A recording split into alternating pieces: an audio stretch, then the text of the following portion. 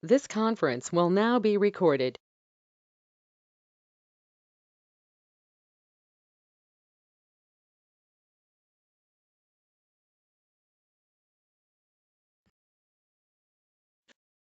Hello everyone, good evening and welcome to this new session. So let's start with the attendance first.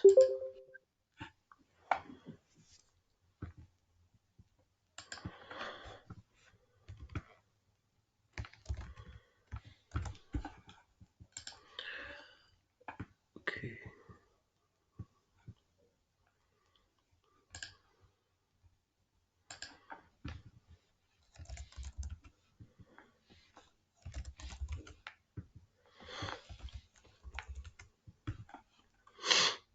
Okay.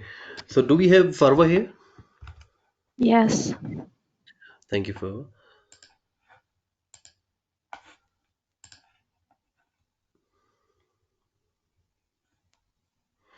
Okay, judges, I just got your ping. Okay, no problem, judges. But you know, I do not want all the assignments at the same time.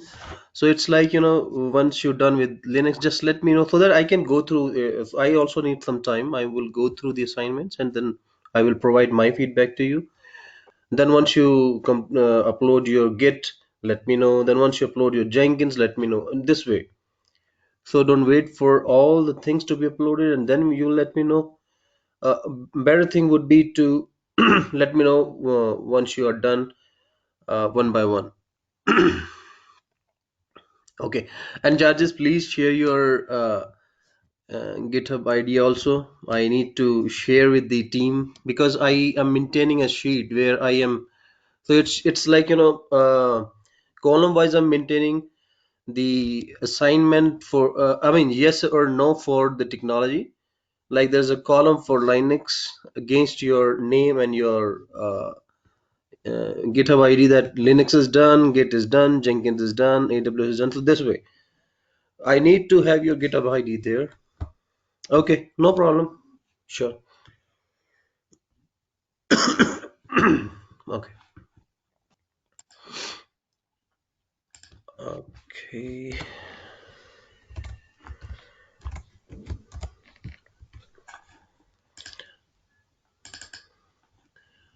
Okay. So do we have Zuhair here? Yep, I'm here. Thank you, Zuhair. And Jyotsna? I'm here. Thank you, Jyotsna. Kruti? Kruti may going to ping me. Yeah. Okay, Kruti got your ping. Thank you. Kevin? Yes, I'm here. Thank you, Kevin. Ateb Ishamuddin Mohammed?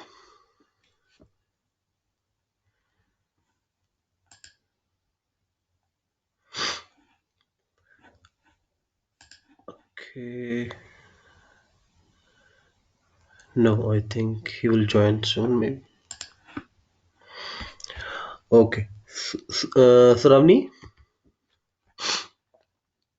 Yeah, I'm here. Saravni, you joined yesterday also, right? Yeah, yesterday like I had some work, so I couldn't continue for a longer time. Okay, no problem. And Priyanka? Yes, I'm here. Thank you, Priyanka. Chinmay? Yes, I'm here. Thank you, Chinmay. And Upama?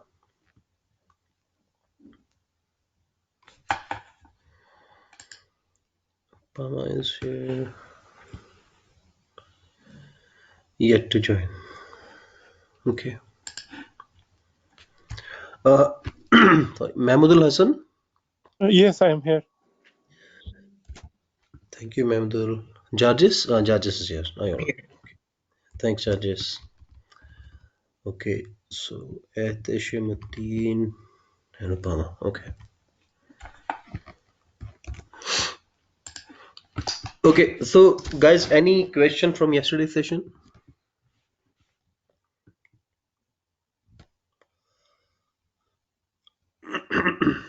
Okay. So it seems we are good from yesterday's session. Okay, so today what I'm going to do, guys, there is actually some problem with my AWS account. I already I start talking to the AWS care customer care, so they used to assign someone with me. So hopefully it will going to be resolved today itself. So what I'm going to do in the meantime, I'm going to start with the Docker today. So because currently we are fresh with the Jenkins also, so you will see that how we can be able to use Docker to have our application up and running in no time. So we'll start with the Docker. Again, guys, before I move forward, any question from yesterday's session, any block or anything that you want to ask?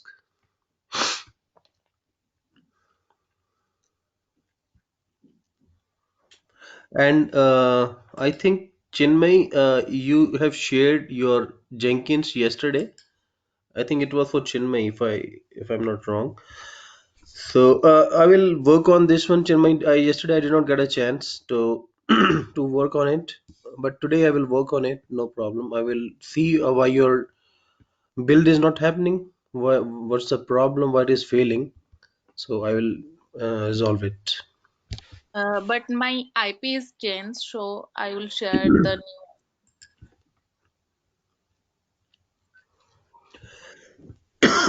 Okay. So Okay. you stopped and started it, I think, yeah. Yes. Okay. Can you ping it here? Okay. Yes. Yeah.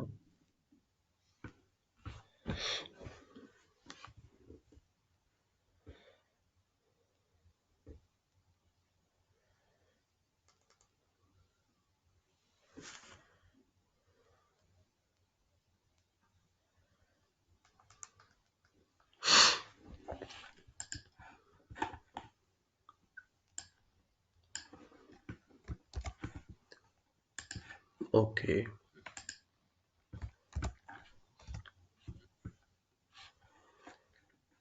Right. And username password is same admin, right?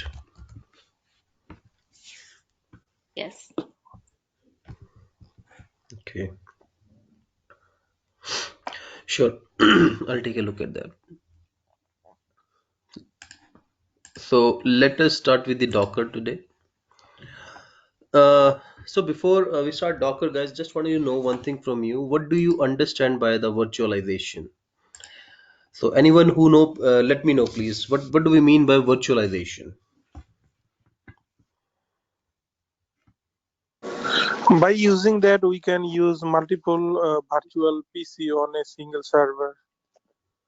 We can create a lot of machine in there, virtual machine. Yeah, provided we must have that much of resources, so that we can be able to create any number of Yeah, machine which we want, right? Because we used to allocate the RAM and we used to allocate the disk space also, right? And the different software that we used to use with the for the virtualization is like uh, VirtualBox or VMware or Hyper-V for the Windows. Using these virtualization technologies, we can create multiple VMs or virtual machines, and and they we would can be save a lot of power, a lot of power means. like electricity power. We can because it's a lower maintenance cost. Hmm, I'm talking about the advantage of virtualization. okay. Yeah, yeah, okay, that's fine. So, and the in the process, the good thing is that we would be having our independent virtual machine where we can log in, and then we can be able to work on that. So that would be good for us. Like you saw that I created one VM using the Vagrant, and then I quickly logged into it, and then I started working with it inside the machine. And parallelly I can create multiple VMs using the Vagrant. So Vagrant is just like a wrapper, but the technology that created that those VMs was VirtualBox, and it could be the VMware also. and it could be Hyper-V, like I said, Hyper-V for Windows.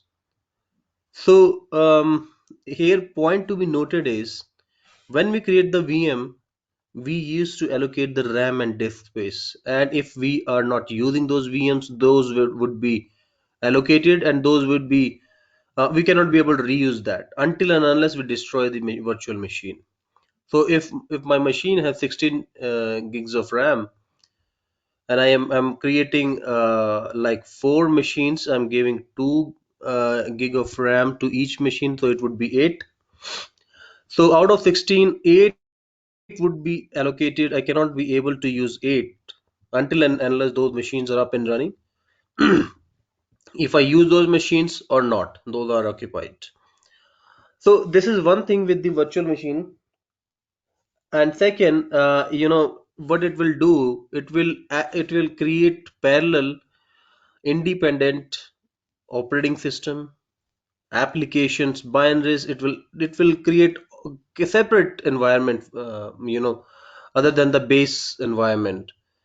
So now when we talk about the Docker is the kind of containerization technology where it will create containers, small containers on your machine, on top of your kernel, and it would be seen as process IDs only, not a separate machine, not a separate operating system. It will just be a process ID which will take that much of memory, that much of space which is required for an application to run. Once the container is gone, and the container is gone, all the resources would be freed up immediately. So it, like I said, that it's just a kind of process ID. So it would be a very quick. It like we used to install any application like yum install wget or unzip or any application. And what it do actually, it will be so when you do ps hyphen ef grab that application, you will see the process ID against it. Similarly, container you can think of as a process ID. You start it, and then you just uh, you can destroy it whenever you want. So it will not be like it will be capturing your resources all the time, and it will create its separate operating system on top of it, and then it will allocate the different application set, different binaries. So if I show you the picture of it,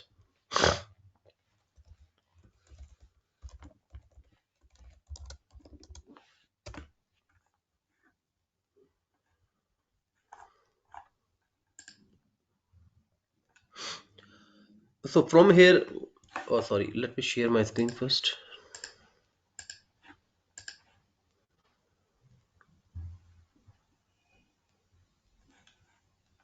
Yeah, so now I'm sharing my screen. So if you can see this picture here, on the one side, uh, on the one side we have, on the right side of it we have the virtualization, which means that we have the virtual machines which are being created on top of the hypervisor. It could be the virtual box, it could be the VMware, it could also be the hypervisor. So if you see this is the host server, like it could be my laptop. On top of it I have the operating system, which is the Ubuntu. On top of it I have installed a hypervisor, which could be your virtual box. And then using the virtual box, I'm creating separate virtual machines, VM1, VM2, VM3. And if you see here, inside the VM1, if you can see the different layers, the first layer is of virtual operating system. So it is just similar to the operating system that is running on my base host server. On my, let's say on my laptop, it's Ubuntu. Parallelly, when my virtual machine will be created, one more Ubuntu machine, or I can create the RHEL also. So it would be treated as a virtual operating system, and it would be having binaries to support this virtual operating system. It would be having different binaries and libraries, and on top of which we can install different applications. An application would be the same, like I need to install the Jenkins on top of it. I need to install the different other applications. So and prepare similarly, you can see for the VM2 where I have the MySQL application which is up and running, DB application, and it would remain same virtual operating system, binaries and libraries, and then MySQL. But on the other side, if you see containerization, you can see that there is a host server, there is an operating system. Host server is my laptop, operating system is my Ubuntu. On top of which I installed the Docker engine. Now on top of Docker engine, on top of it, I have multiple containers. You can see these are the containers. Now inside the container, we can have multiple application up and running. Why? Because these are running as a containers here. So here binaries and libraries would be here. Operating system would be it would be very pre-configured operating system. So it would not be treated as a separate operating system, separate machine, just like a VM1 or VM2 will be just a container. And similarly, we can have multiple containers at the same time up and running on my machine. So this is called the containerization, and it is very prevalent in the within the organization in the market because it gives you the power of spinning up your machine. First of all, creating your application in terms of image. So I will show you how you can do that one. So it is just like, first you create the image of your application, and then once you so creation of image is time consuming, it's important, but then from image to running the image into the container, it's very quick. So this is the beauty of the containers of the Docker, that you will be have your application up and running. You can deploy the code very quickly, and you will see that it's it just develop their code, and you pushed into the image, and it would be running inside the application. It is much faster than the normal pipeline. So till now, any question on it, guys? The difference between containerization and virtualization, because at your level it is very important to understand. And the best thing for the Docker is, just like I said, that we have to install this application, and then all the containers would be running as similar to the processes, and you can be able to see the running container as a process, and we I can have a stop. question. Yeah, sure. So that means yeah, I have to be two host server separate, right? Because in a single host server, I cannot put a container and a VM together. I can do that. This is just a kind of differentiation that is shown here, but you can. Oh, So okay, I will okay. show you that on my laptop. I can show you on my laptop. If you can see my screen, I can show you here. I will show you, like I have VirtualBox also, which is the virtualization technology. In just a moment. Oh, VirtualBox I have here.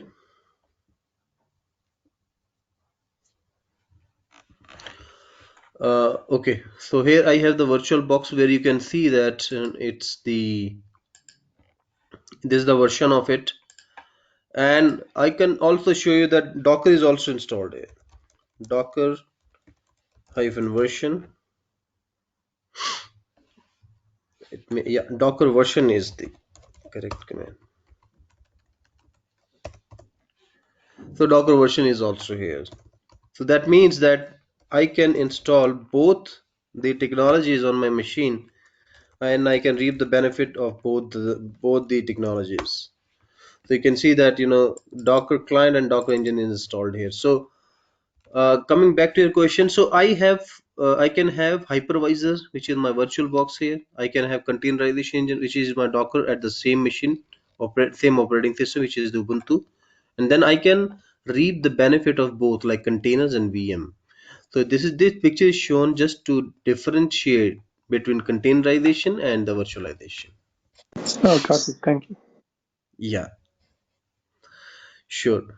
And if I go back to tell you in very brief about the history, this guy, the Docker guy who created this Docker, I treat it as a kind of wrapper he created, because whatever the functionality we are currently using to accommodate Docker or to run the Docker, it's already been there before we he came up with the idea of the Docker. So what he have done, he used the underlying facility. Before Docker, developer used to have the LXC. Do- uh, con- uh, uh, Developer used to have LXC, which is Linux containers. So before Docker, they used to have the LXC, and then they can be able to create a kind of Docker environment using the LXC only. But then this guy came up with the idea, why not to give the end user a kind of packaged tool which they can use to create their containerization environments, which they can use to containerize their application. So what do I mean by the underlying functionalities is like, Docker uses namespace, Docker uses security functionalities, Docker uses the C groups. So these are all the underlying functionality of the Linux kernel, and he used all these functionalities. He clubbed them, he grouped them together to make a single tool which developers can be able to use. Because before Docker, they have to club them all to make their container happen. So he created this Docker, and then once he came up with this idea, it was a kind of big hit in the market.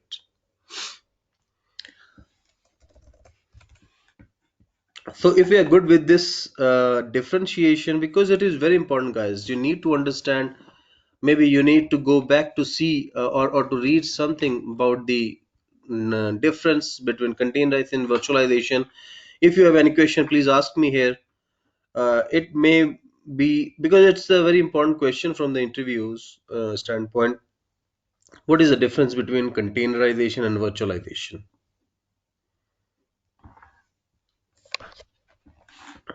Okay. So now what I'm going to do is I'm going to install the Docker, and then I quickly will show you how you can be able to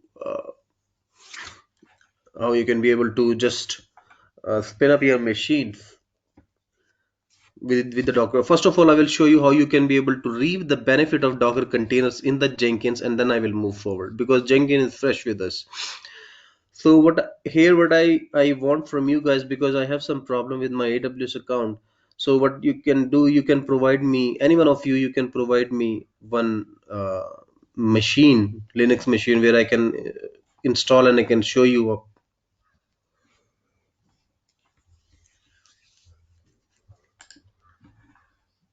I So can give you my AWS account access, so maybe you can use it. no, no, don't give me access. Just give me the machine IP, and on my email send me the PEM file only. Okay.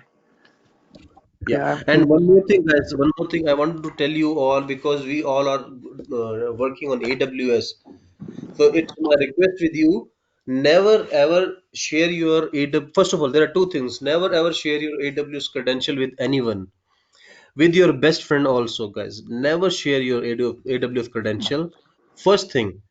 Second, never share your access key and secret access key along with the PEM key with anyone.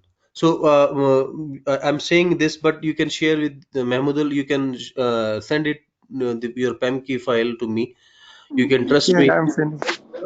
But this is just a word of caution, because I already have gone through this, problem. So it was in 2018. I was in July. I was working with my media wiki repository, GitHub repository, and by mistake, when I pushed my work, like git push, when I pushed my work to the GitHub, incidentally my access key and secret access key were also being pushed to my GitHub account.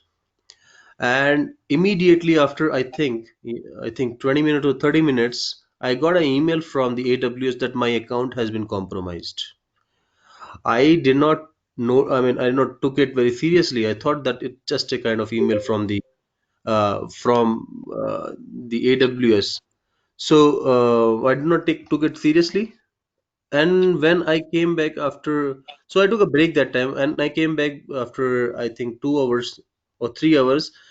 I saw that 20 big instances were running in all the regions, and within just 5 hours, my bill was $1,600. It was something like 1,30,000 for me here. It was a big shock for me, and then I raised a service request with the AWS. But the good thing was that they knew that these are the things that are already happening in the market, and they can be able to track it. Like, I did not have started these machines, so they were able to track the IP from where this activity has been initiated. So they credited, after some time, after talking to them, after they investigated my case, they credited the same amount in my account, and after that I got some relief. So and the the worst thing is, a bad thing is, I shared the same thing with my team here. I have a big team here. I'm managing it. I shared my experience, but one of my team member, he did not took it seriously, and he just tried it. And he tried it. We faced the same thing in our organization account also. And then he got warning on that. Warning means, it's just before a termination, you used to got a warning, the same warning he got. So never ever do this. Just a word of caution for you guys: never do this with your account, never do this with your organization account. If you do with organization account, it will be treated as a security breach, and there is only one thing: the termination for that. I sent it already. Can you check your mail? Yeah, sure. I'm going to stop it for now. Once I will log in, I will start sharing.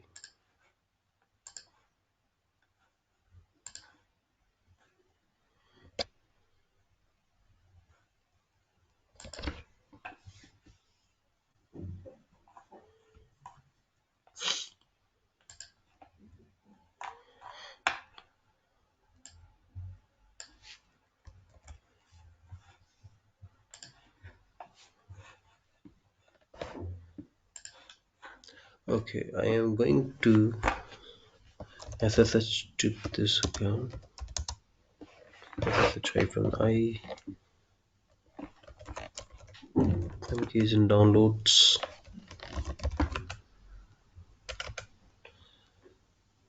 Jenkins.pem.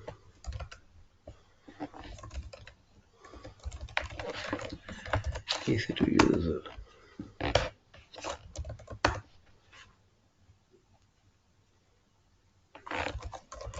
Oh, I need to make it 400. Okay. Chmod 400. Okay, now I think I can start sharing.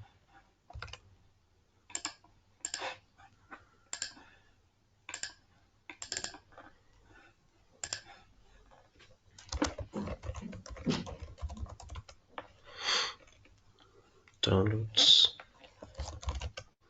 Jenkins.pem.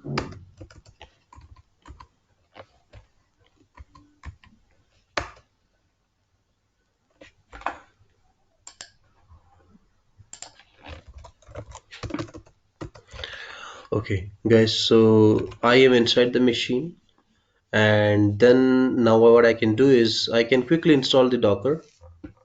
So there's a very quick command to install the Docker, which is sudo yum install docker.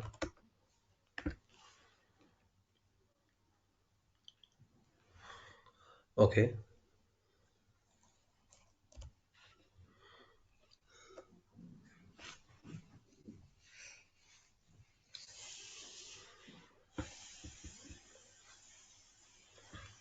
so Docker will going to be installed here in some time.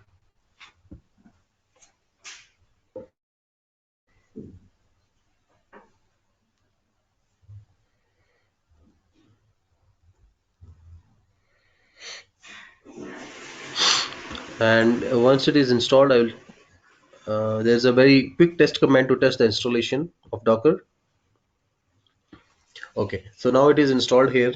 I can show you the quick installation, which is sudo docker run hello world.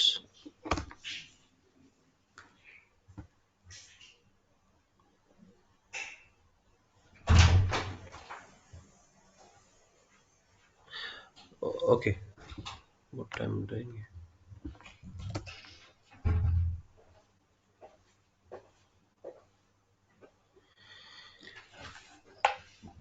So it is hello from Docker. You can see here, which this message shows that your installation appears to be working correctly. And if I run the command docker images, you can see that I will emulate Docker CLI using Portman, create etc container.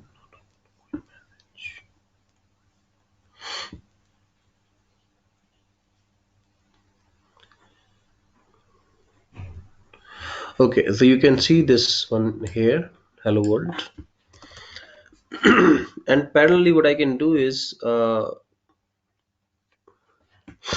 can so there's a sudo. So which machine is this one, Pelabi? This machine is the first option that we used to.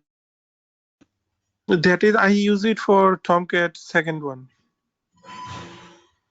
No, no. When you click on the launch instance, so which machine is this Oh, one? it's a CentOS, I think. The first option that we used to get. CentOS. I select CentOS. EC2, EC2, yeah. EC2, one processor, 1 GB RAM. Okay, let's update here. Docker service. Okay.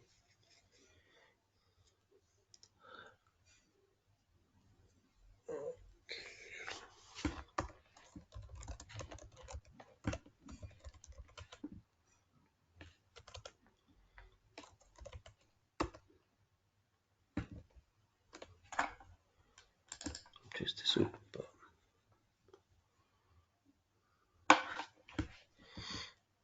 So I'll do one thing. Can we do one thing quickly? Uh, Yes. Pallavi, can Yes. I will share the access with you, and because for showing you some practical here, I want to have the different machine. So I'll share access with you. You create the machine. Don't have to share your credentials, AWS credential with me. So just create one machine quickly, and that I will use, right? Okay, okay. Yeah. So So there you are. can take my control and you can do it from my PC. Well, I think control cannot be shared on this GoToMeeting because it can be shared, but since I have the web version on the Ubuntu, not the desktop. Oh, okay, okay. Got So it. yeah. So what I can do is I have two login, So two that muted, one, muted, right? yeah, muted one. Okay, I am sharing it.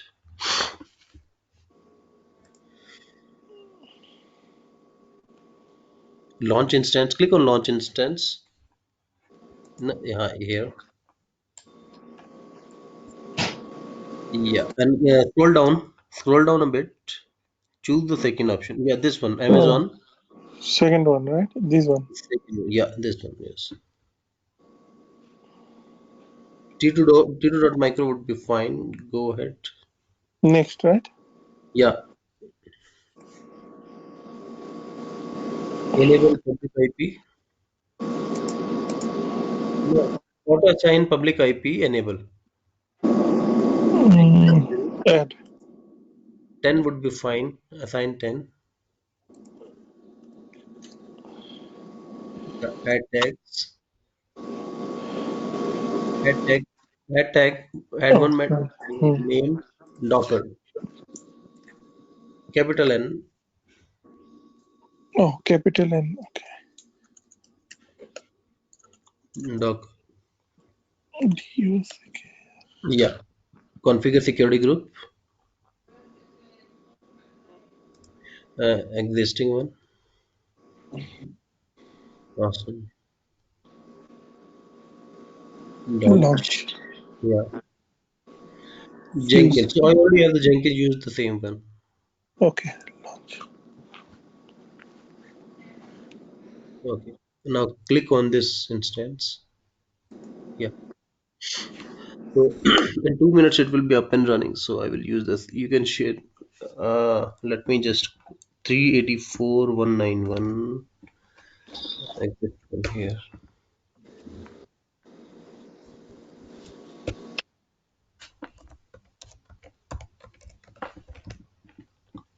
Okay. 384.191.172. Yeah.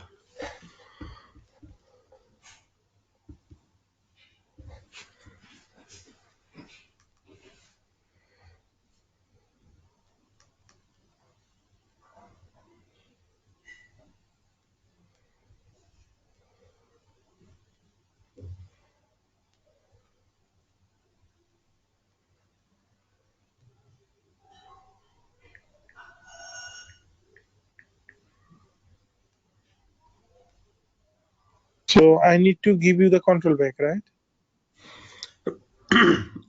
Yes. So you can stop sharing. I will share. I started sharing. Let me know once Okay. this is 2 by 2 checks, right?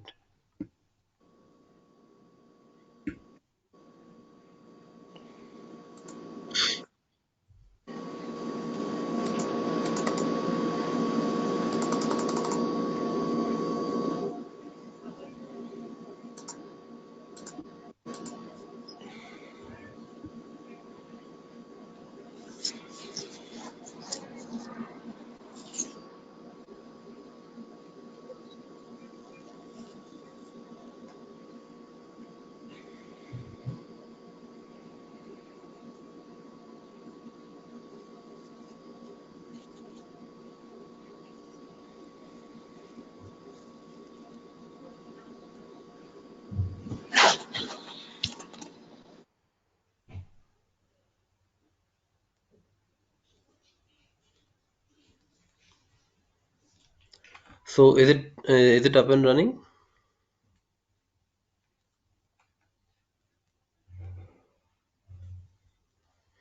Can I try it now?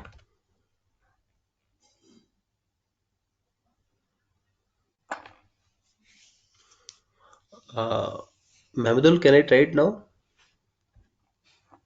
Yes, you can try it now. Okay. So guys, I'm sharing my screen. So now I'm inside the machine now. So it would be sudo yum install docker.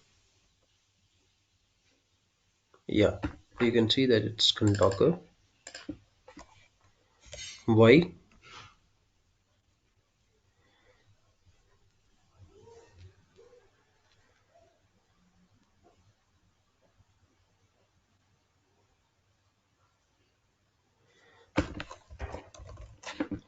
Okay. So now there's a file which is okay. Let me check the service now. Systemctl. Oh, sorry. Here it will be. It will not be systemctl here on this machine. I can show you. Systemctl is not here. So it will be service docker status. It will be service docker is start. So we are going to start it. But before that, what? Let me do one thing. It's sudo uh, vim uh, sysconfig docker. Here I need to give some of the options for it. I need to provide some Docker options, which is I think I missed it. Okay.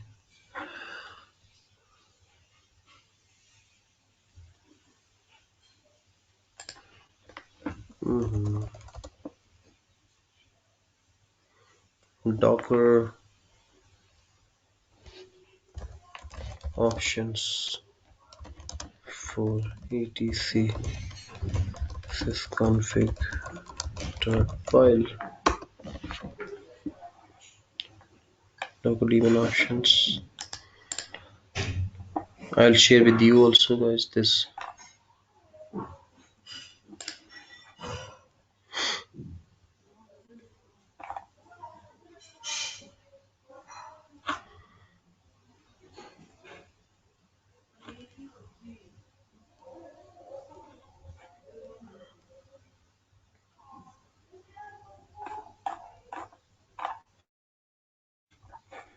No, this is not.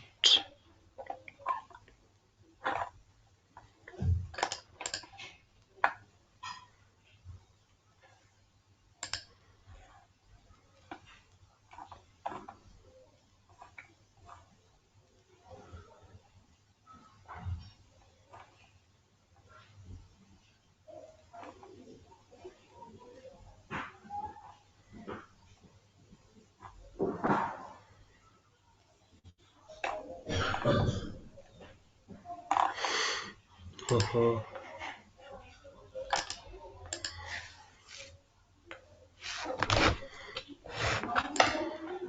The bad thing is that I was working till last week. I did not save that option.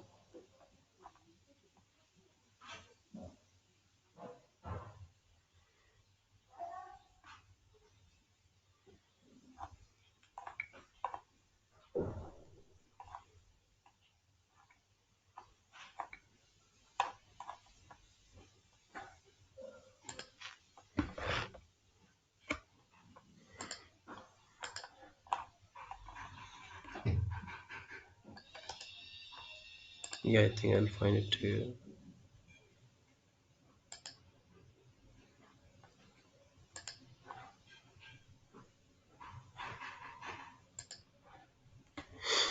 Okay, so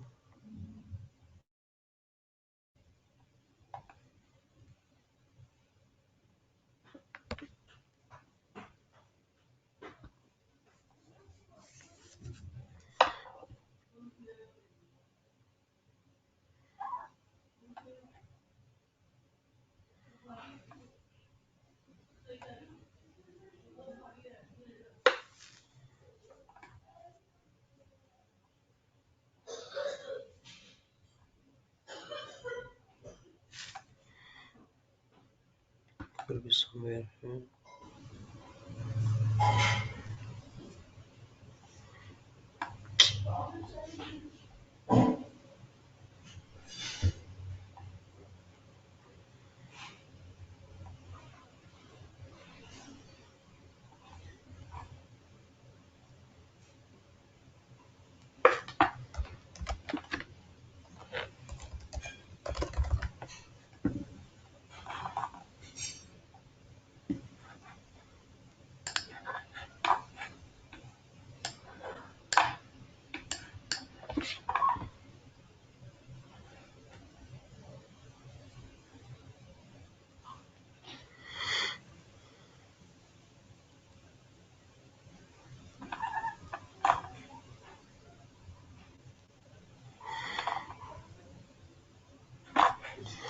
Okay, this is weird.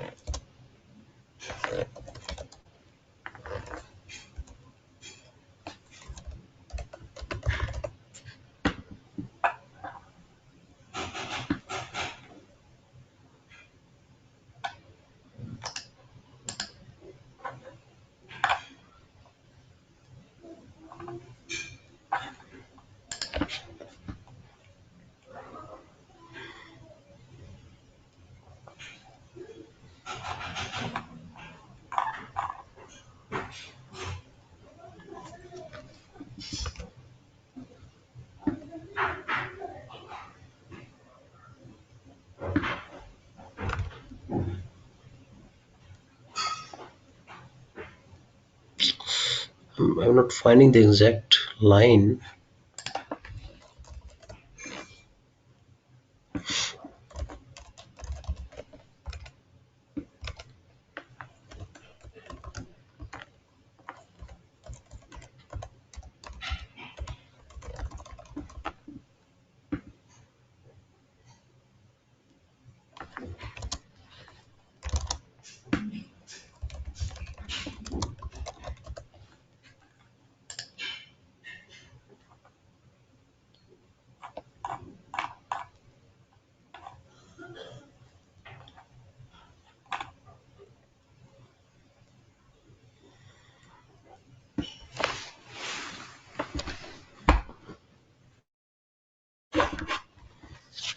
Okay, basically this is the option which I want with the options. This is the one I want.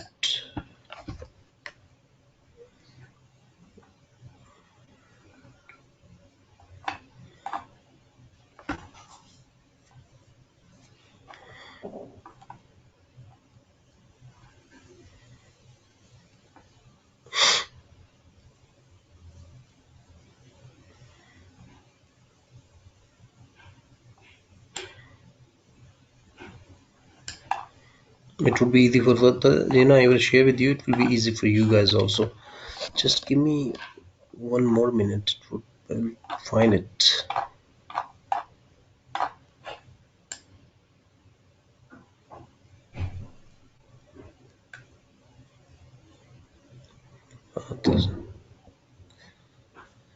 I should have saved it.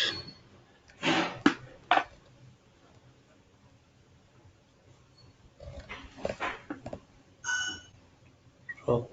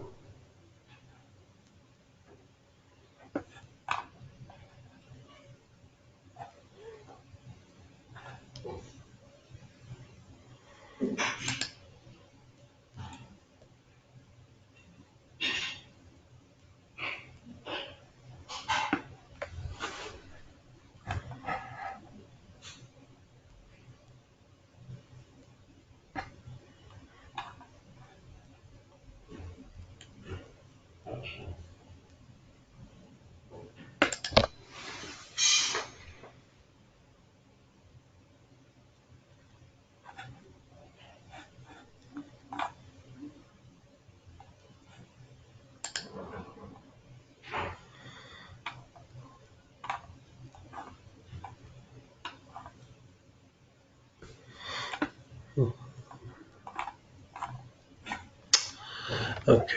Let me do another thing. Google configure Docker containers as Jenkins slave. So let me check this one if I found something here. I just need one line only, and that's all.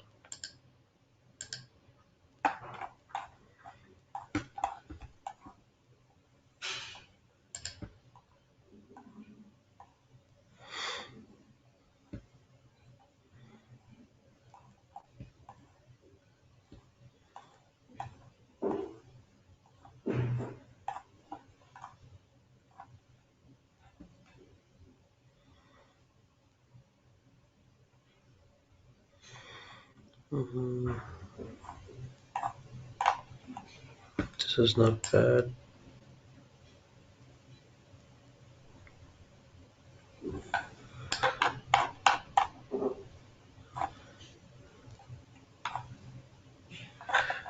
Jenkins share. No, this is not the one. Jenkins master and build slaves as Docker containers. Let me check this one.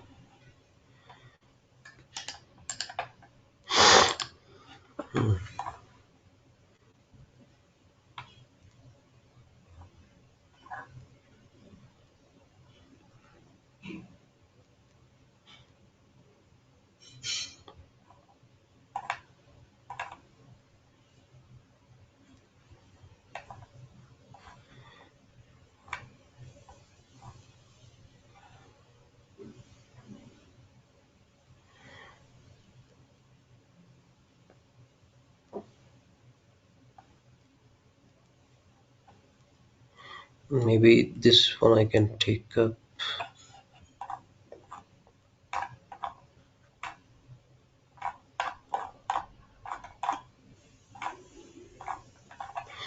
Okay, let me check one more. Here it is. Background setup, Docker options. The same thing is here. 2376.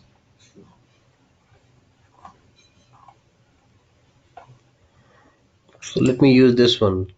Let us use this one. We'll come here. Insert mode, enter. Home. Options equal to this. Options hyphen H. And TCP. Here I will give the private IP of it.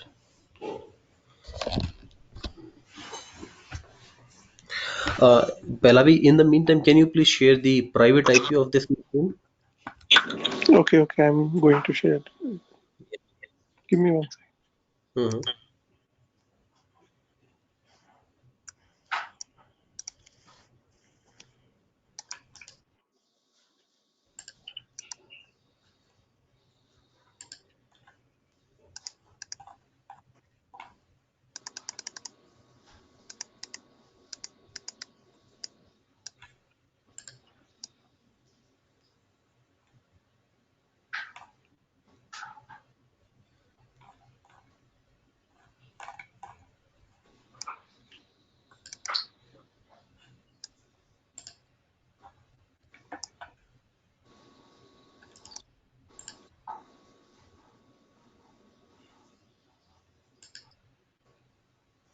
Have you shared it? I'm looking for it, but I didn't find. No, the private IP would be so private IP would be there when you click on the machine, Okay, right? And then in the description, you will be having both IPv4, public IPv4 and the private. Private will start with something 172 something. but on description, it doesn't show anything. No, it would Only be there. For sure it would be there. it's a reverse format. I think 172. I'm telling you, Uh-huh. 172.191.84.3. So it's 172.191.84.3, right? No, no, no, I got it. I got it now. It is private IP is Uh, 172.31.80.16. dot 80.60. 16, 16. Okay. So it's 172.131.80.16, right? No, no, only 31. 172.31. Okay. Okay. Dot 80.16, right? Yes, it is. Okay.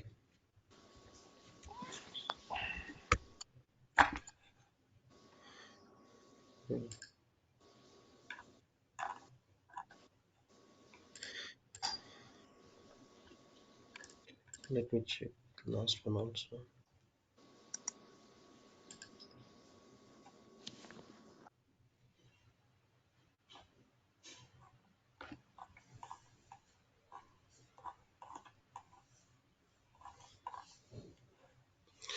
Okay, no problem. So I have configured it and now I'm going to start it. Sudo service docker start. Docker is started and you can see the status of it. It's up and running. Now let me show you one thing. So it is ps-ef grep docker. So you can see here these are the docker options. Awesome. These are the docker options. And I can quickly check the installation also. So it would be sudo docker run Hello world.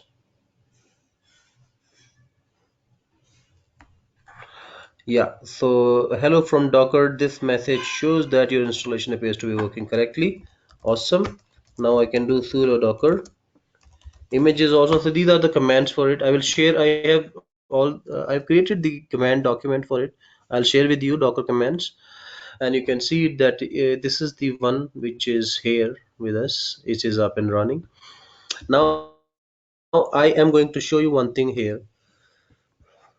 I will configure this Docker with the Jenkins, and whenever you, so my objective would be to run all the builds inside the Docker container, not the instance or the slave that you have configured.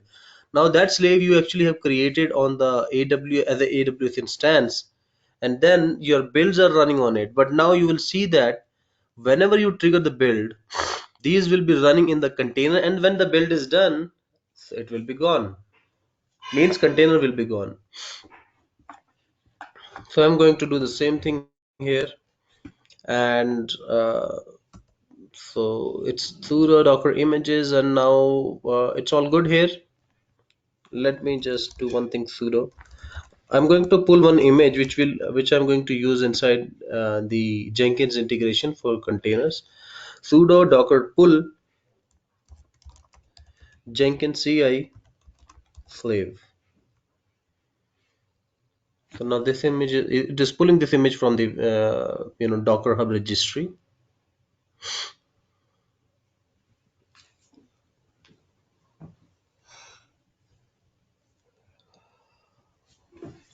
Awesome. So now I have this machine with me. Now, Pahlavi, you need to share your Jenkins IP also. Okay, I'm going to tell you.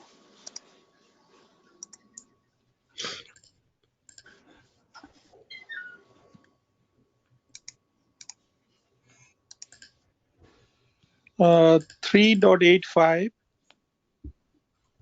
Yes.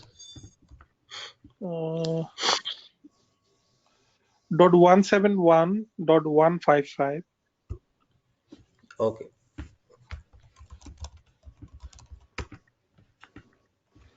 Is it Oh, not admin? no, it's a. I'm sending you the password on the chat. Yeah, sure. Sure.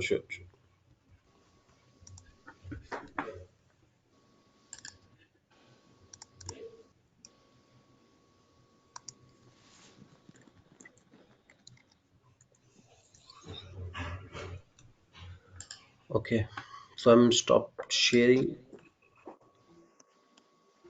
Uh,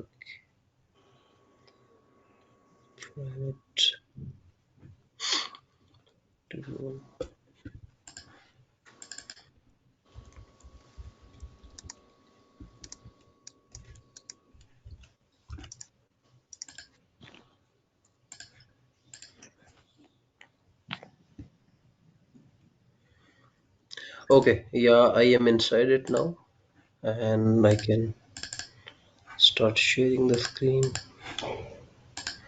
Here I am. Okay, so what I'm going to do is I'm going to go inside Jenkins and manage plugins. Manage plugins. So here I need to install the Docker plugin here. Available. I will go inside the available and we'll try to find out for the Docker.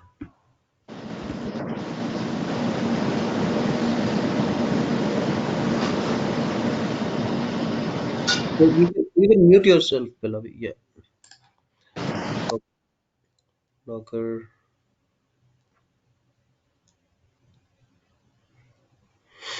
So I just need this one, which you can see this plugin integrates Jenkins with Docker and install without restart.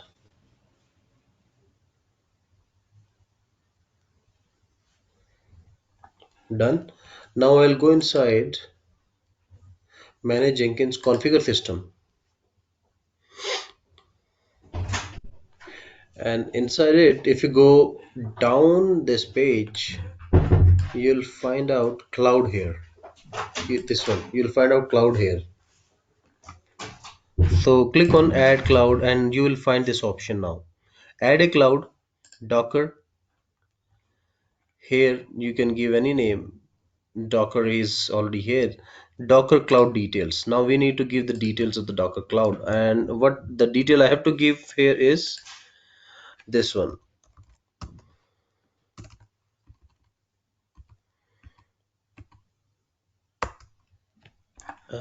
This one. I will have to give this TCPD. And no server credential is required.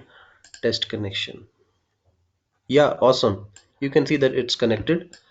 This is the version of it. It's connected. Wow. Don't have to, but you have to enable this and do not give any other option here. Come down, come to the Docker agent templates, add Docker template, label Docker slave 01 labels. This is the label that we have to give. Name could be any. You can put the same name also. Control A, Control C, Control V here. Docker image, the same image that I pulled just some time back. This one, image you have to give here, and then I need to come down and you have to give the remote file system root. It could be your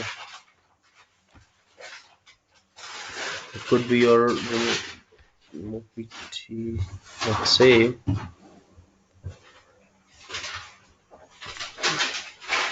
Let me check it here once.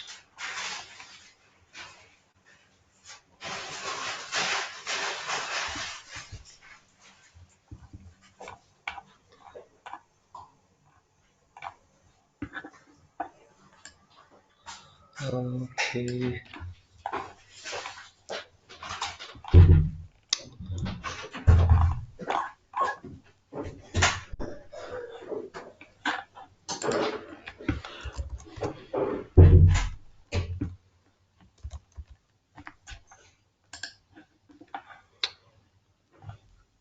So just one thing I need to check only.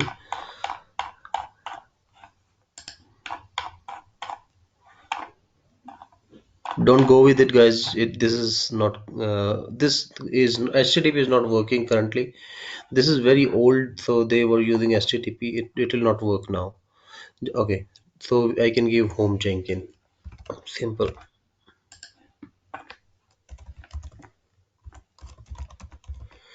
And then use this node as much as possible. Attach Docker container, that's fine. And now if you come down, you give this only. User would be Jenkins.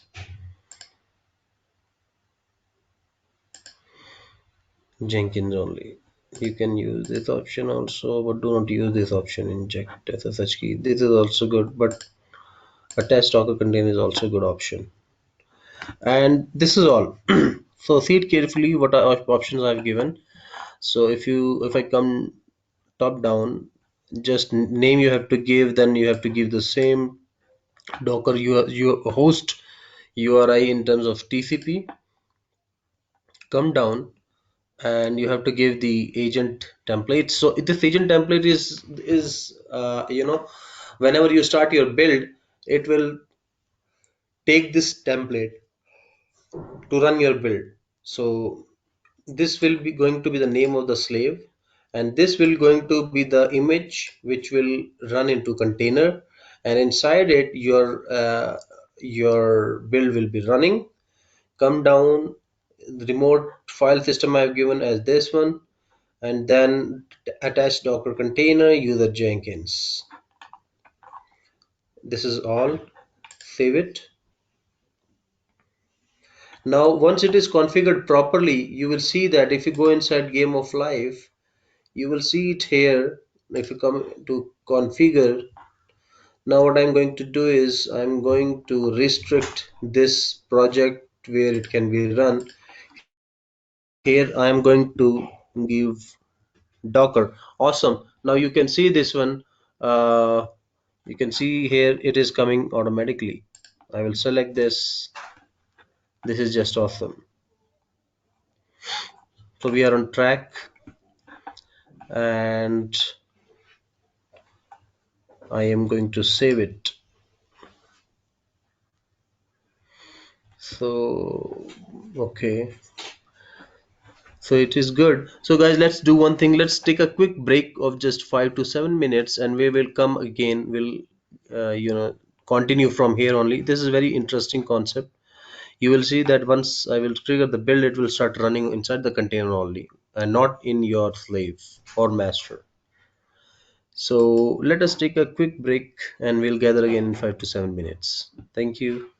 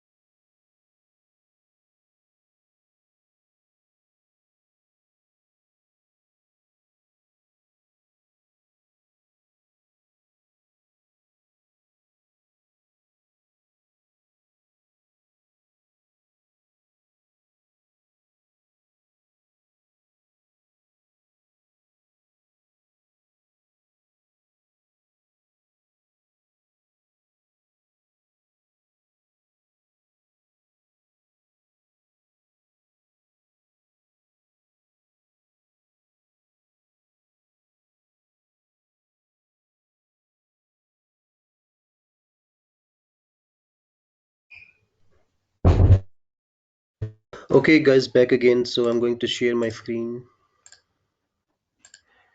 So here we were. Now I configured this already. So let me just trigger the build, and I have triggered the build.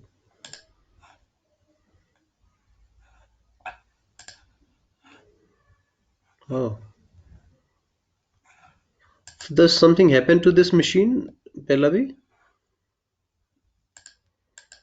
No, I did nothing.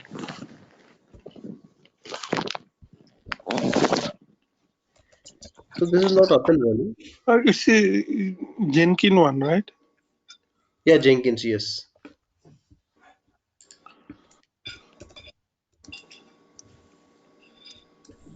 It shows up and running. But you can see that I'm not able to access it.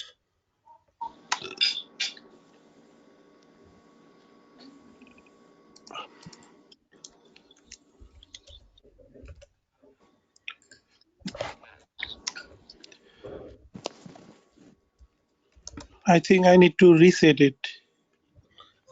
Restart it. No, I need to restart it, right? No, no, wait. Give me a moment. So can you access it? Yeah, like this. Yeah, I'm doing the same thing.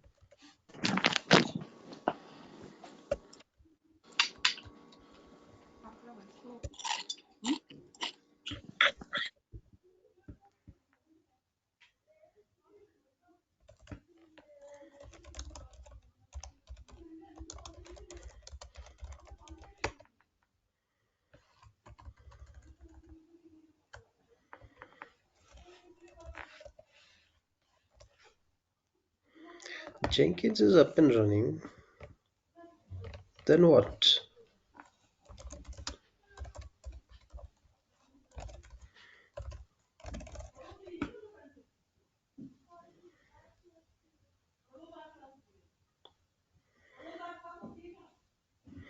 Let me do one thing. Let me just quickly restart Jenkins here only. Okay. System CTL. Uh, Restart Jenkins.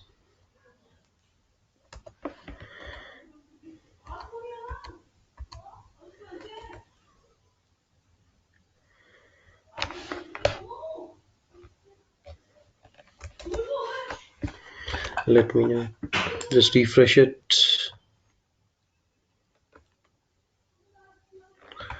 Okay, now it is good.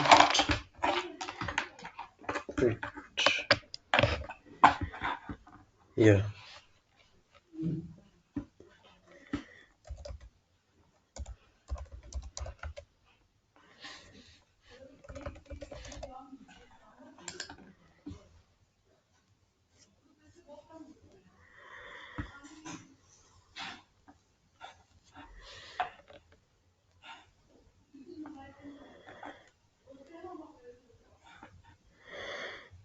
Okay. Come to here. Jenkins came of live. Configure. I'll come here to configure. Okay, all good here. Let me now just build it. So now, for now, it is showing Docker slave 01 are offline. But at the same time, let me go here and let me just quickly sudo docker ps-a. Wow, so you can see that, one Jenkins slave came up and running. It is just 13 seconds ago, right? And you will see that now the build started. Awesome, guys. So this is a very great achievement. So what we are doing here is we are just running this build inside the slave only. Now once build is done, the slave will be gone. So we are utilizing our resources at its best. Now we are not allocating any separate machine for it. We are not allocating any separate either on-prem or AWS EC2 instance or machine to it. We have just created a Docker setup, and we are running it inside the container. See this.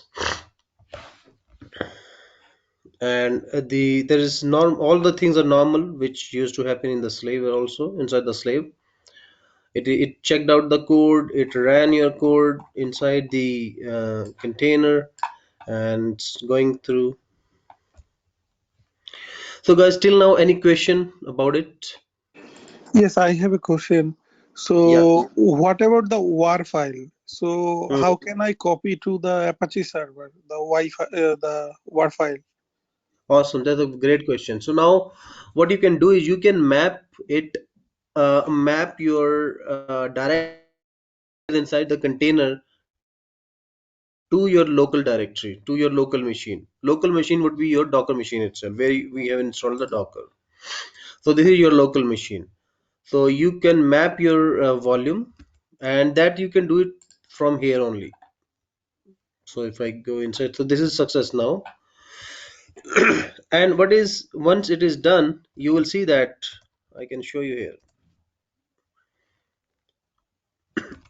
Once it is done, so it triggered the new one.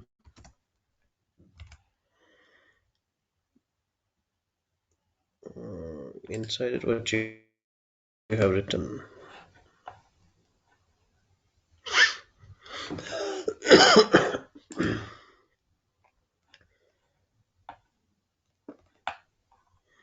Okay, we have to give this one also to restrict it. Otherwise, it will run, but it will run inside the machine.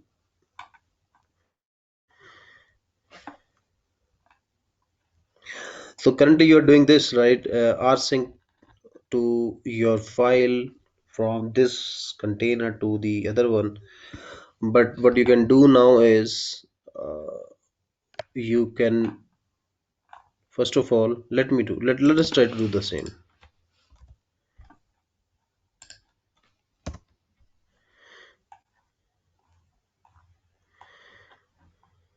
Async warlib Jenkins. But we have given not the warlib, rather we have given, I think, home Jenkins. Yeah. So here I will give Control C and Control V, home. Let me comment this one. Async warlib home Jenkins it is. So when it will be home Jenkins, then obviously it will be having workspace, game of life web target, game of life.war, sync this to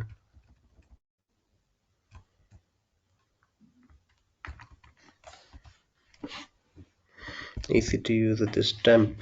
Awesome. I think it should run. This should also run.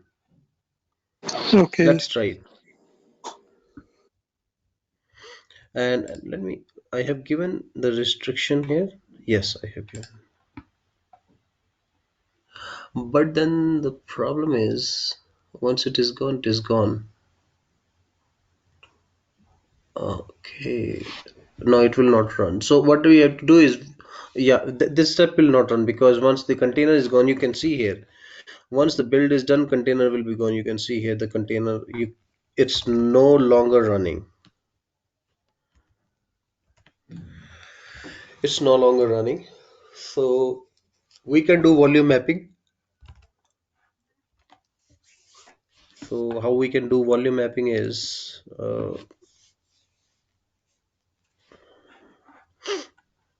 need to go here. So the configure system.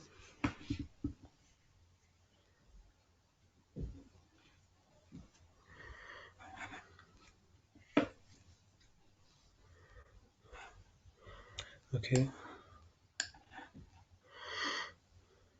Here inside here there will be option for mapping the volume.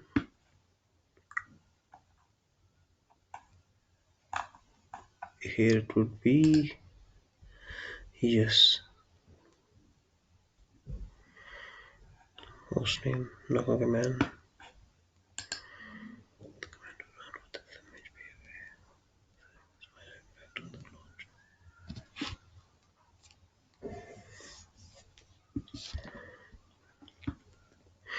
So now what we can do is one more thing that we can do is we can probably we should push it to the uh, so to push it we need to have okay.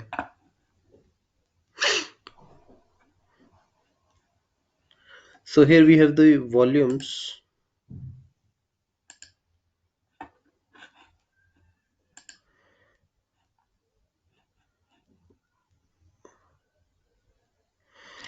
We will come to this section. So I will show you something on the command line also. Then you will be able to understand how to do the volume mapping, and then Okay. we will map the volumes.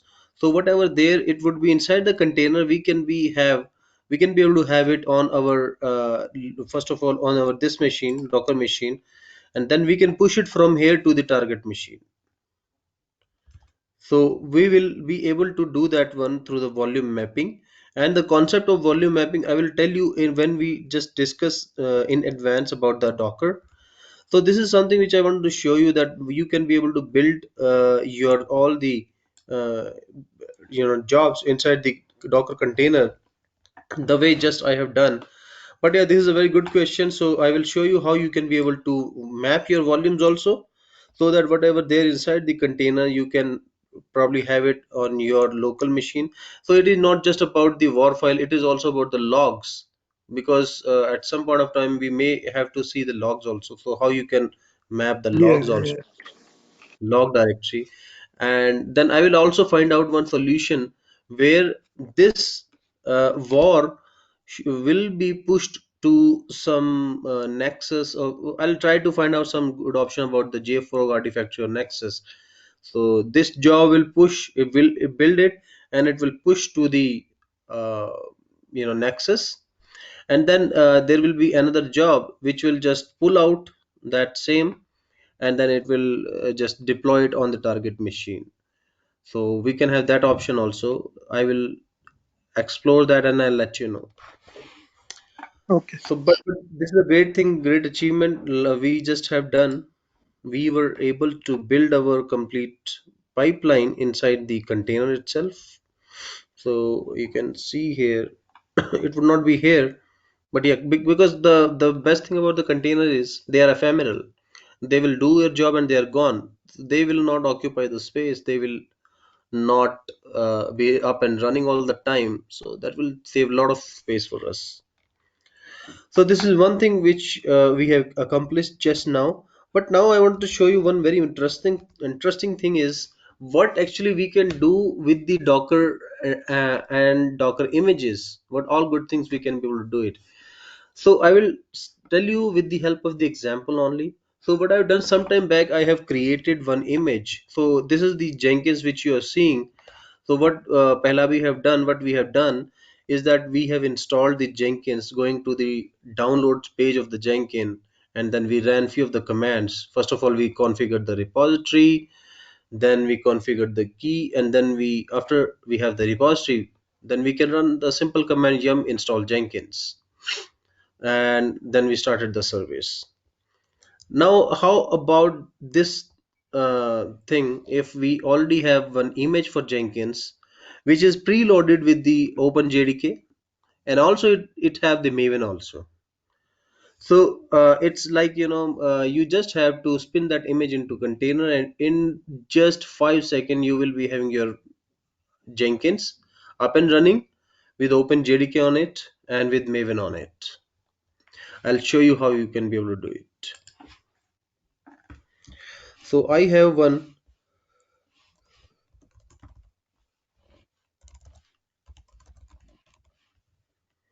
a public Docker Hub account. I created it I think 4 years back. This Docker Hub account where I started creating the images. So when the Docker was in its starting days, I started using that time only. And I can show you one of the image, which is, let's take this image. So CentOS 7, JDK 8, Maven 3, and Jenkins. Now see this, I created this image, but before that I started with this CentOS. The image that you're seeing here, KML Chauhan slash CentOS 7. I built this image first, and then I built the CentOS 7 JDK 8 image, this one where my mouse is. After this, I created the CentOS 7 JDK Maven 3. So it was like, on top of CentOS 7, I installed JDK 8. On top of CentOS JDK 8, I installed Maven 3. And on top of it, the last image I built was Jenkins. Now what I'm going to do is I am going to quickly run this into the container, and you will see that the Jenkins is up and running in just 5 seconds.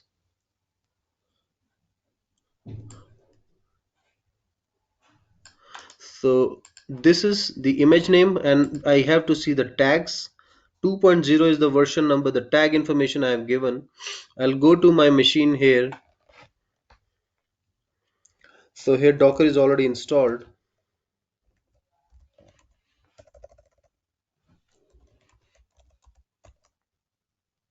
Okay.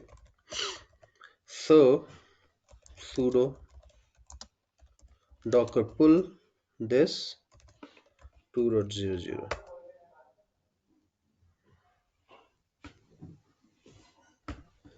It will quickly download the image here.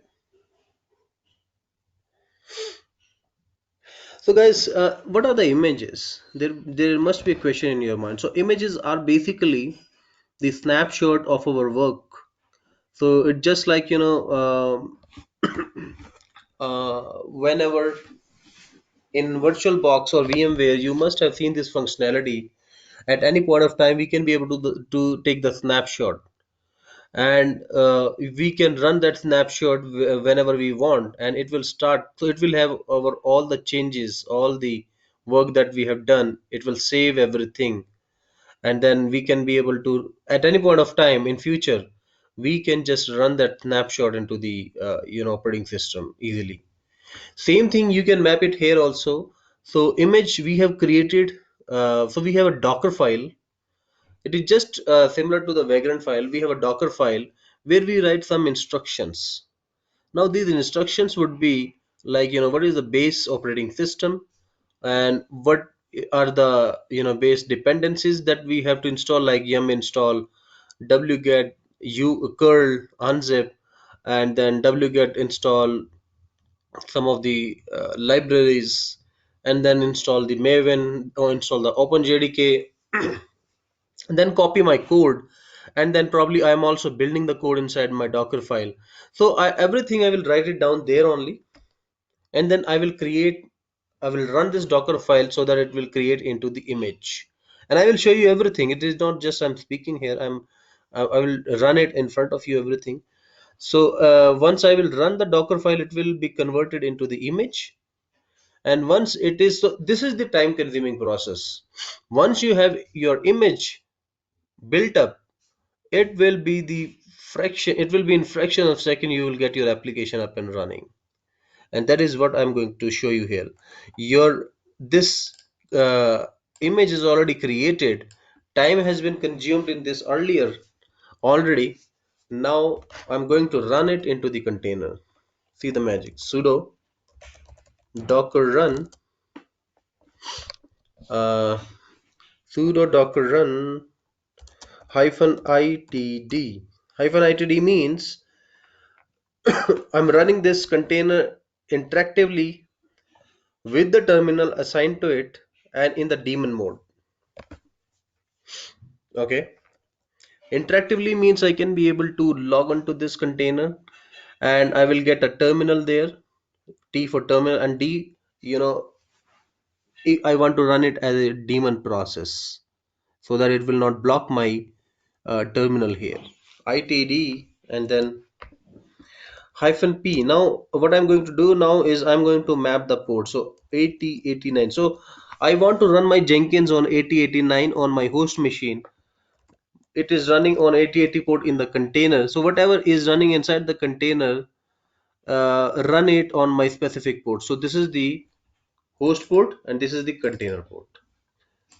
And then name of the image.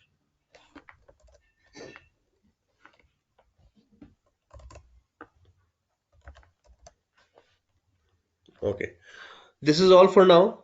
I'm going to run it and it is all done.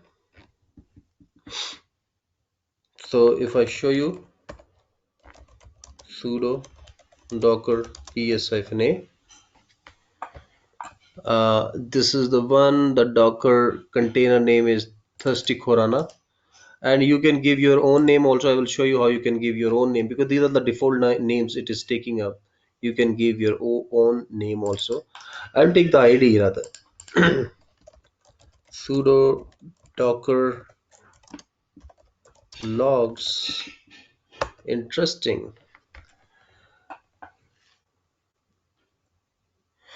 So now we can go ahead with the installation, and I can quickly see that I can go here to my terminal here. Pahlavi, you just have to do one favor. Can you tell me the Docker machine public IP? Yeah, I'm going to tell you. Just give me 1 second. Uh-huh.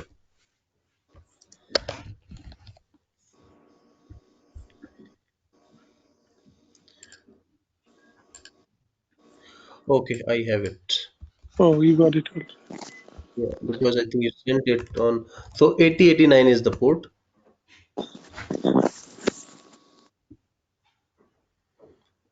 Can you confirm, is it the same one? 386.25.193?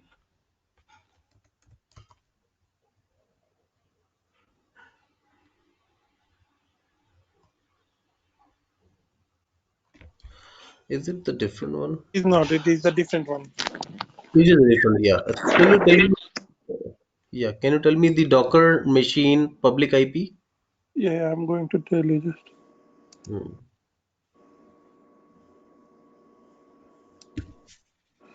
It is 3.84.191.172.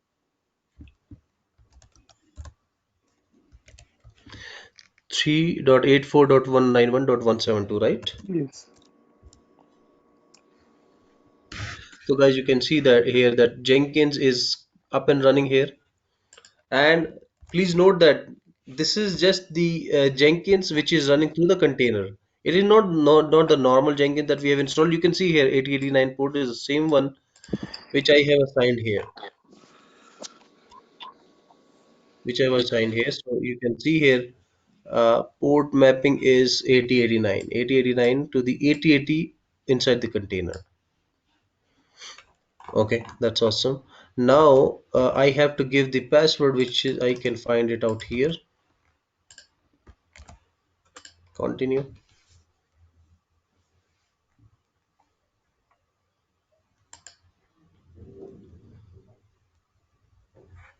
You can go ahead with the normal function of it. So once you are through this process, you will be having your Jenkins up and running the same way. So it is all good. So what I'm going to do now is I will just destroy this one. So it would be sudo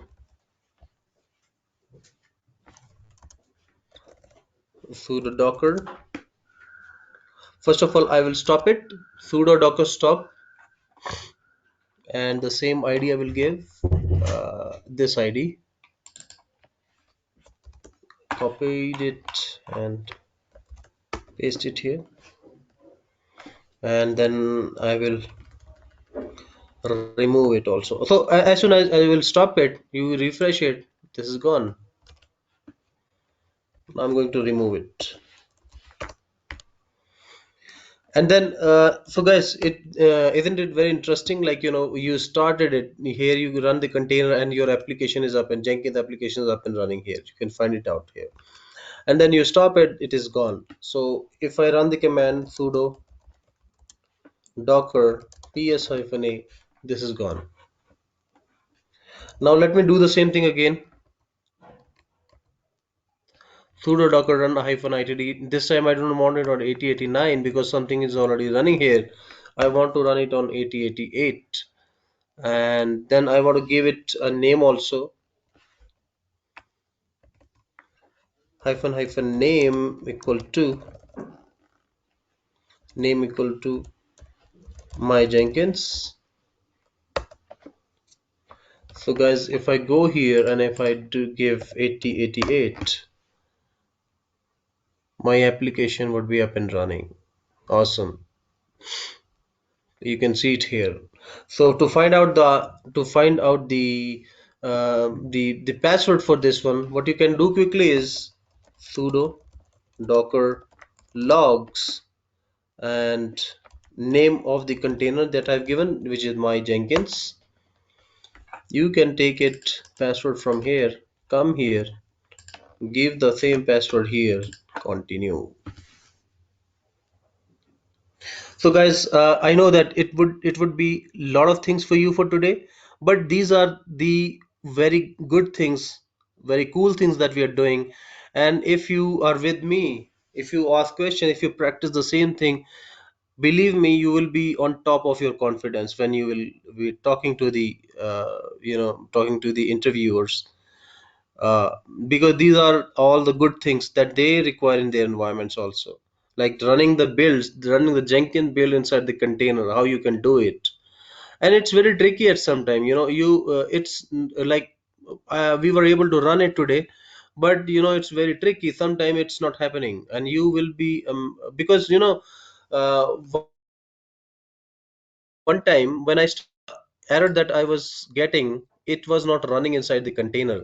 And then I thought that what I'm missing here, I was not able to find out. So then I find out that I was running with the root user. Here I can show you. When you go here, configure system, I found out that I was running with the root user here, which due to that one it was not running properly. So you go to the Docker agent templates. Here I have given Jenkins, but it was run. I have given root, so it was not running. That was the problem. I changed it to Jenkins, it started running. So these are the small things, but you were not able to figure out quickly. You need to dive deep into it to understand it. So I think it's good for today. Do we have any question for this till now? Yes, I have a question. So Yeah. you just show us that you can mount the image from Docker. You can create an image and then mount it, and then we can use the Jenkins in there. But Jenkins Yes. need to install. But what happen if it is say I have a Jenkins master on my AWS, so I want Uh-huh. to make an image on that things and run it from here. Or it's a configured Jenkins, but I think you got my point, right? No, I did not get your point. So So I want to configure Jenkins, not the installed. So you show when you mount the image, it run the Jenkins installation process, right? The wizard. no, so it just started the Jenkins. It started the Jenkins, then you give the password, and then it will install the basic setup, basic plugin for you, and then once it will go through its normal process, it will be up and So running for you. if I have 2 or 3 projects in there, then what happened? It cannot. Uh, Say I made an image with Jenkins with some project. with some project. Yeah, then I can do it the same thing. So see, treat Jenkins as one of the application only, because Jenkins is just a Java based application. So the application would be your own application also, like whatever you are working on. Maybe it could be it may be a Amazon, it may be a Flipkart. So you package that application inside the image through the Docker file. You package it inside the image, and once you just build that image into the container, when you run this image in the container, you will see your application up and running on the specified endpoints and the ports. So treat this Jenkins just as an application. like you must have your own application. Like I have my own application which I'm working on. So I am working for a client which is www.allegiant.com.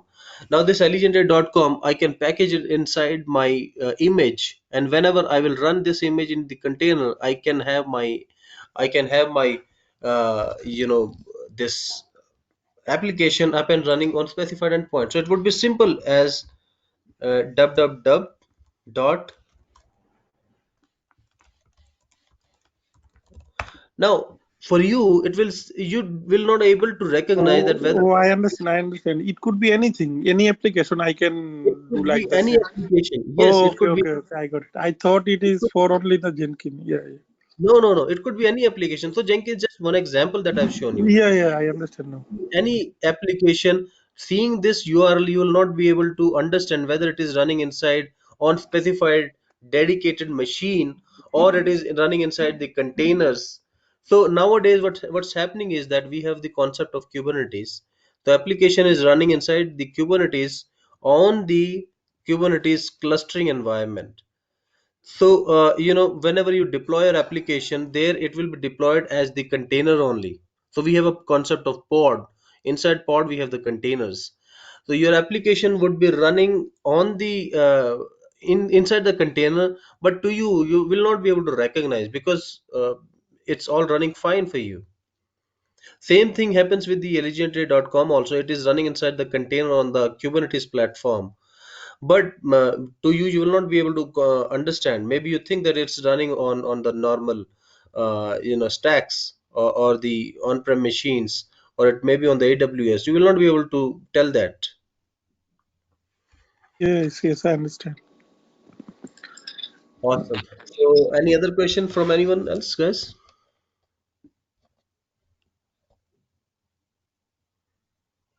No problem. I know that you would be having a lot of questions. It is just a matter of practice, and I know that you will go back and you will definitely practice hard on this. So do that, guys, and then come up with a lot of questions tomorrow. This is all for today. I don't want to move fast on this, because this is the basic point. You need to build your understanding on it so that it would be easy for me to walk the talk on Kubernetes. So again, if we do not have any question, then we are good. I We can call it off. no, I have a question, Kamal. So Uh, you started with Docker, but I didn't get the concept of Docker and a container. Like, what is the difference between Docker and container? Like, I know I like that's I saw from what you did today that you are making an instance in a Docker, but you never used a container word like in the command or anywhere. Like, I don't know the difference. I well, didn't get that. yeah, that's a good question. We need to understand this. So, container, I do not have to use the word. Container is, so if I do like Docker uh, images, if I run this command sudo docker images, it will show me the image. So this is the image that I pulled in. This is the image that I pulled in. And this is the version information, the tag information for it. This is the image ID. Same thing, if I want to see the Docker containers, I will see it this way. Sudo docker ps-a. ps-a is the command to see all, hyphen a is all the running containers. uh, I mean, all containers, whether it is running or whether they are stopped. If you want to see them, you can give ps-a, and ps-a is the command for container only. Now you can see this line. So since I just sometime back I started the container, and I have given the name as my Jenkins. So this is the container. My Jenkins is the container inside which my application is running. Now I can show you. I just wanted to show you tomorrow, but I can show you quickly here. If I log on to this container, I will see the simple and normal CentOS machine inside which Jenkins is up and running. So I can show you up here. Sudo docker. So there's a command to it. Sudo docker exec -it, name of the containers my Jenkins, and I need the terminal for it. So I will say bin bash. Awesome. So you can see here that I logged in as a root inside the container, and this is the present working directory var Jenkins underscore home, and we I can show you the components of it also. So this is same as what we used to have on our normal Jenkins. So this is I'm inside the container, so I can come out of it. And so is it something understandable? Would you be able to map now, Priyanka?